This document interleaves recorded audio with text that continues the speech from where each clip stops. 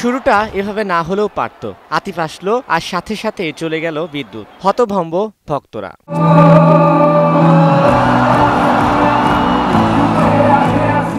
এরপর যা হলো তা ছিল রূপকথার গল্প। প্রায় 13 মিনিটে বিদ্যুৎ বিভ্রাট শেষে আবারও কাউন্টডাউন। আতিফ আসলো, আতিফ গাইলো, সুরে মূর্ছনায় সবাইকে ভাসালো মাঝরাত অবধি।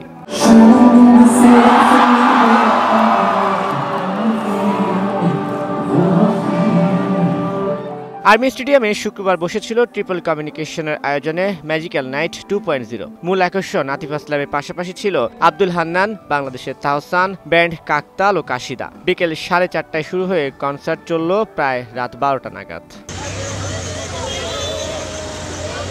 দুপুর থেকে স্টেডিয়াম প্রাঙ্গণে ভক্ত আর শ্রোতাদের ঢল। এমন আয়োজনের একটা সেকেন্ডও যাতে মিস না হয় সে চেষ্টাই সবার। শৃঙ্খলা বজায় রাখতে তৎপর ছিল আইন শৃঙ্খলা বাহিনীও। সিকিউরিটি এবার অনেক বেশি টাইট, যা দেখতেছি আগের তুলনায় অনেক বেটার করছে এবার। শৃঙ্খলা অন্যান্য কনসার্টের তুলনায় ভালো।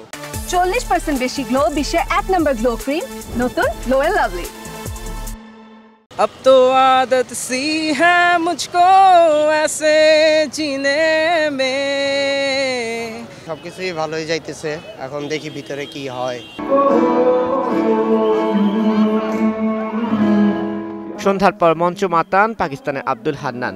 এরপর আসেন তাহসান, তারপর সেই মাহেন্দ্র খন, যার জন্য স্টেডিয়ামে অপেক্ষায় ছিলেন মাঠ ভর্তি প্রায় 12,000 দর্শক।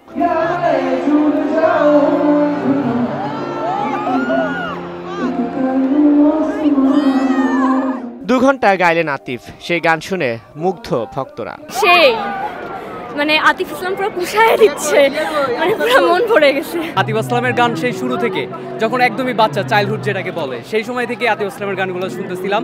আর আজকে প্রথম আমি ওর লাইভ কনসার্টগুলো শুনতেছি। অনেক অনেক ভালো লাগছে। আতিফ আসলামের জন্য এতক্ষণ ওয়েট করতেছিলাম। আতিফ আসলামের গান শুনতে মঞ্চে এসেছিলেন উপদেষ্টা আসিফ মাহমুদ। আয়োজকদের পক্ষ থেকেও আসে নতুন ঘোষণা। আগামী বছর ম্যাজিক্যাল নাইট 3.0-তে আসছেন ভারতের অনুপ জৈন।